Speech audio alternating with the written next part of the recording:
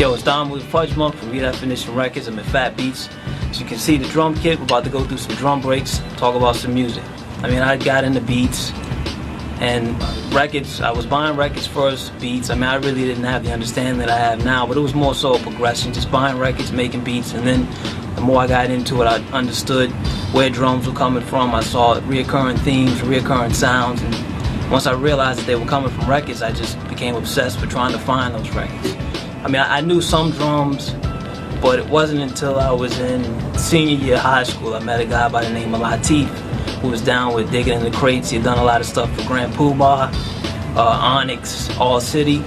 He had met me, pretty much took me under his wing as a young teenager. He used to sneak me into this club, and he put me on all these drums and say, yo, you're buying records, and you need this, Pete, use this, Beat Nuts, use this, Large Professor, use this. So I just kept remembering all this stuff. I need to go get Asagi, I need to go get Impeach the President, I need scores, like everything. And from there, I just did my homework. Just every time I was in the record store looking for drums, go in the store, from open to close, they buy me pizza, sodas. I mean, I'd be in there from just Saturday, Sunday, just buying records, listening to everything in the store. I'd find a record that a drum never been used, that would just really get me excited. Or I'd find a drum that everybody used, and that would get me excited. Or I mean, it could be a comedy record, it could be a cruise ship record, it could be a record from the 40s, a jazz record, just a open snare. You might hear like something like that, or drum, just anything open that has a sound. It could be a percussion sound, a shaker, or something with a tambourine that's going just anywhere. I never really was a drummer. I don't consider myself a drummer.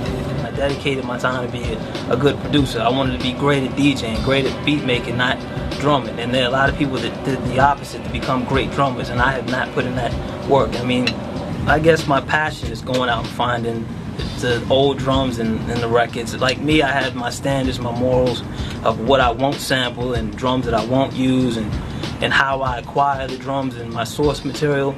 I enjoy going to the record store, and let's say, for example, the Whatnots is a very famous drum break that everyone has used. I don't have it. It's a super hard to find record. There are thousands of super rare records. That's one of them. And I'm not gonna go and sample the reissue or take Large Professor's open snare from his thing. Like, no, I will find that record. If it takes me 30 years from now and you hear me use it, that's when I found the record. 30 years from now, I'll make the beat with it. To give the kicks, I got Tim's on, so.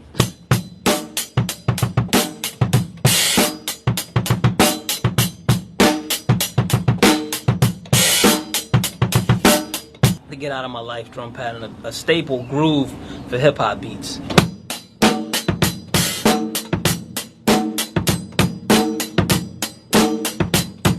Shout out to Clyde Stubblefield, funky drummer. Let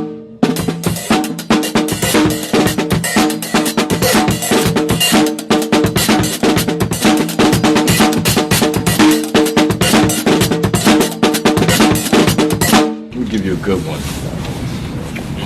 Let's think. Okay, how about the Stanley Clarke drums? It ain't hard to tell. And then there's an open hi-hat, just the solo. Right. And then you got the one with the kick built into it. So it's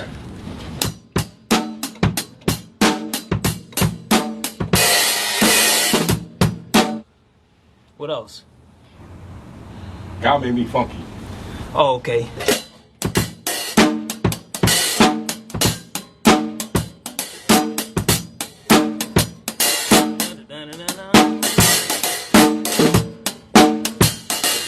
Do Sons of Champlin, and the hi-hat is open, so it's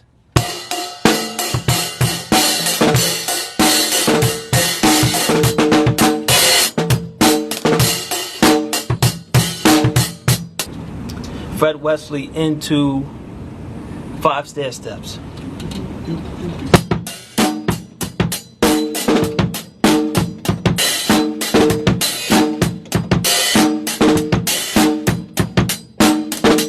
Stair steps.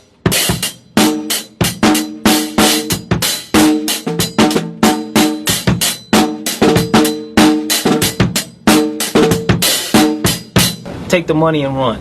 Steve Miller Band.